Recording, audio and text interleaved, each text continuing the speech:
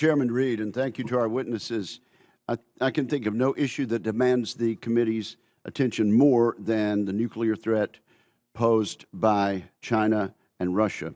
Despite its significant setbacks in Ukraine, Russia remains a major nuclear threat to the United States.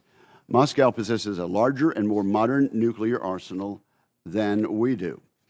It can also build numerous additional nuclear weapons in short order. Russia has developed new nuclear weapons unlike anything in the United States inventory, including nuclear-powered, transoceanic, autonomous torpedoes, and intercontinental cruise missiles. These are weapons for which we have no defense. The story out of China is also very troubling. Beijing is modernizing and expanding its nuclear force at breakneck speed. It will likely outpace the U.S. in the early 2030s. The past 18-month period has given us a good idea of China's remarkable growth. Over that time, China's nuclear arsenal has doubled in size. The Chinese have flown a missile that can drop nuclear warheads from orbit anywhere on Earth with virtually no notice. And China has become the third country to develop a strategic triad of nuclear missiles, bombers, and submarines. General Cotton recently notified Congress that China now possesses more ICBM launchers than the United States. Just last week, news reports exposed Beijing's purchase of 28 tons of Russian uranium, which could be used to further its weapons production. In the space domain, China and Russia are openly developing and testing counter-space capabilities. Each country has dangerously taken out satellites in orbit, creating thousands of pieces of debris and space junk, endangering hundreds of other satellites. And frankly, those brazen and irresponsible acts of aggression only scratch the surface of their real capabilities. Given these threat conditions, one would expect a sense of urgency on the part of our government, a fundamental reassessment of our assumptions and realignment of our resources.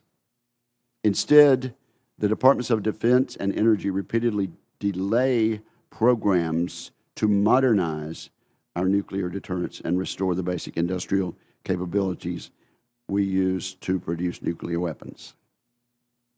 The administration downplays the reality that space is a warfighting domain.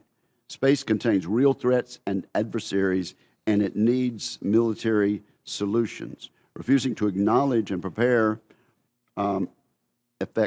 affects our country's ability to be ready for a future war that would extend into space.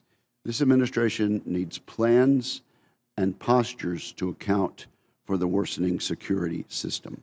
If we are to prevail in long-term competition with China and Russia, we need to commit today to a program of sustained innovation and investment. This morning, we will begin to receive budget summaries, including the President's budget request. This request, once again, is likely not to keep pace with inflation. And we already know of several significant shortfalls in naval shipbuilding, munitions, and key investments in the Western Pacific, for example, to name a few. I would look forward to working with my colleagues here in Congress on both sides of the aisle to build a bipartisan, adequate, strategy-based budget for the coming year.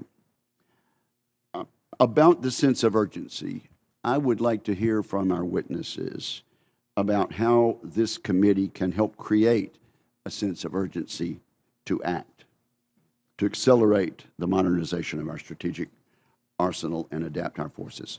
Thank you, Mr. Chairman.